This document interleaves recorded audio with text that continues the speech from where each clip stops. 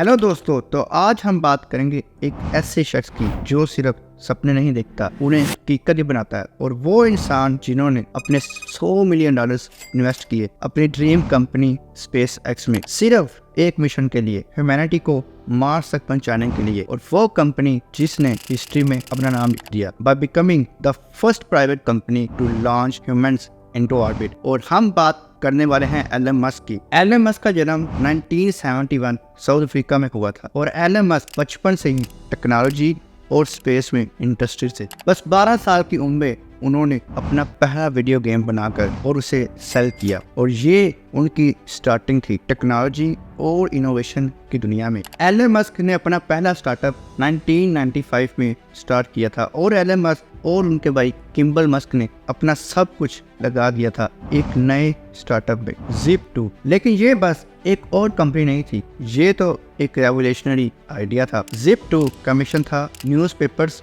और local businesses को एक ऐसे प्लेटफॉर्म पे लाना जो उन्हें इंटरनेट के साथ जोड़े। एलन मस्क का विजन बिल्कुल सिंपल था, लोकल बिजनेस को इंटरनेट के ज़माने में लाए बिना दुनिया आगे नहीं बढ़ सकती। पर फंड्स की कमी थी और चैलेंजेस भी बहुत सामने थे, लेकिन एलन मस्क और उनके भाई किम्बल मस्क ने कभी हिम्मत नहीं हारी। ये स्ट्रगल और डेडिकेशन का ही नतीजा था। कुछ सालों में ही ये कंपनी सक्सेसफुल हो गई, जिसके नतीजे में बाद में Zip2 को $360 मिलियन में बेच दिया गया। और यही था एलन मस्क का अनस्टॉपेबल कैरियर का पहला कदम, जिसमें उन्होंने दुनिया को दिखाया कि जो सोचा जा सकता है वो किया भी जा सकता है। 1999 में जब इंटरनेट एक नए दौर में कदम रख रहा था, तो एलन मस्क ने सोचा क्यों ना दुनिया के पैसे भेजने का एक नया तरीका बदला जाए, और यही से शुरुआत हुई एक नए स्टार्टअप की, X.com। एलन मस्क का विजन क्लियर था, दुनिया को कैशलेस इकोनॉमी की तरफ ले जाना। एलन मस्क के लिए X.com बस एक ऑनलाइन बैंक नहीं था, और ये था एक डिजिटल पेमेंट रेवोल्यूशन। उसने सोचा क्या होगा अगर पैसा भेजना इतना आसान हो जाए जितना ईमेल भेजना, और यही था एलन मस्क का अल्टीमेट मोटिव, पैसे का सेफ और आसान ट्रांसफर, और वो भी बिना बॉर्डर्स के। चैलेंजेस जो काफी ज्यादा थे और कंपटीटर्स भी, लेकिन साल 2000 में X.com मर्ज हुआ कन्फिनिटी के साथ, और यही से पैदा हुआ पेपैल, एक ऐसी सर्विस जो दुनिया भर में डिजिटल पेमेंट का नाम बन गई। साल 2002 में eBay ने पेपैल को $1.5 बिलियन में एक्वायर कर लिया, और एलन मस्क का विजन सच हो चुका था। पेपैल ने ना सिर्फ पेमेंट्स का तरीका बदला, बल्कि दुनिया को डिजिटल एज के लिए रेडी कर दिया। पर एलन मस्क का विजन सिर्फ अर्थ तक लिमिटेड नहीं था, उसका सपना था स्पेस में कुछ बड़ा करने का। और साउथ अफ्रीका में पैदा हुआ ये लड़का आगे जाके दुनिया की स्पेस एक्सप्लोरेशन का एक मेजर प्लेयर बनेगा, ये किसी ने सोचा भी नहीं था। एलन मस्क के सपने कभी आम नहीं रहे। जब लोग उन्हें पेपैल से उन्हें एक बिलियनर के तौर पर जानते थे, तब एलन मस्क के जहन में एक ही आइडिया था, एक इम्पॉसिबल आइडिया, स्पेस में अपना फ्यूचर बनाना। और उन्होंने सोचा क्या होगा अगर हम मार्स पे एक ह्यूमन कॉलोनी एस्टैब्लिश कर सके। और ये सपना एलन मस्क के लिए सिर्फ एक फैंटेसी नहीं था, ये था उनका मिशन, उनका ऑब्सेशन। साल 2002 में एलन मस्क ने अपने सपने को रियलिटी में तब बदलने का फैसला किया जब उसने स्पेस एक्स का फाउंडेशन रखा। स्पेस एक्स की शुरुआत इजी नहीं थी। एलन मस्क ने अपना $100 मिलियन इन्वेस्टमेंट में लगा दिया, अपना सब कुछ दाव पे लगा दिया, और दोस्तों और कलीग्स ने एलन मस्क को रोकने की कोशिश की। उन्होंने कहा ये इम्पॉसिबल नहीं है, लेकिन एलन मस्क के लिए इम्पॉसिबल ही चैलेंजेस थे। स्पेस एक्स का विजन क्लियर था, स्पेस ट्रैवल को अफोर्डेबल और एक्सेसिबल बनाना, और उनका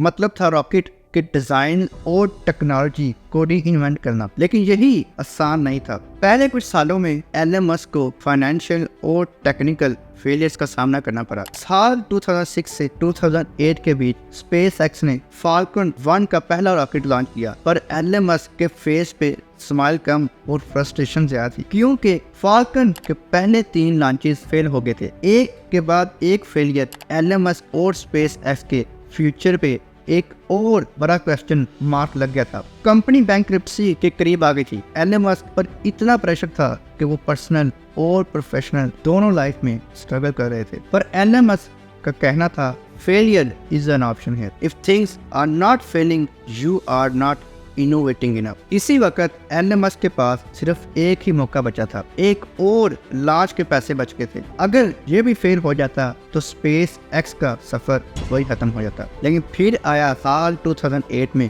एलन मस्क ने एक रिस्क उठाया, फाल्कन 1 का छोटा लॉन्च किया। फाइनली फोर्थ लॉन्च सक्सेसफुल हुई और स्पेस एक्स ने इस बार फाल्कन 1 को ऑर्बिट में एंट्री करके एलन मस्क का ये सपना जिंदा रख दिया। फाल्कन 1 की सक्सेस ने एलन मस्क को एक नई उम्मीद दी और इसी दौर में आया एक game changing moment, NASA contract. NASA ने स्पेस एक्स को एक बड़ा कॉन्ट्रैक्ट दिया जो उस वक्त एक प्राइवेट कंपनी के लिए बहुत बड़ी बात थी। और यही वो मोमेंट था जिसमें मस्क ने स्पेस एक्स के इस ड्रीम को रियलिटी में तब्दील शुरू किया। इसी कॉन्ट्रैक्ट में स्पेस एक्स को वो फंडिंग दी जो उसके अगले प्रोजेक्ट्स को पुश करने के लिए जरूरी थी और एलन मस्क ने फाल्कन 9 और ड्रैगन स्पेसक्राफ्ट पे काम शुरू कर दिया। स्पेस ट्रैवल का ये बिगेस्ट चैलेंजेस में से एक था, जो कि कॉस्ट सबसे बड़ा चैलेंज था। हर लॉन्च पे नए रॉकेट्स बनाने पड़ते थे और ये जो बहुत एक्सपेंसिव होते थे। लेकिन एलन मस्क ने सोचा क्या होगा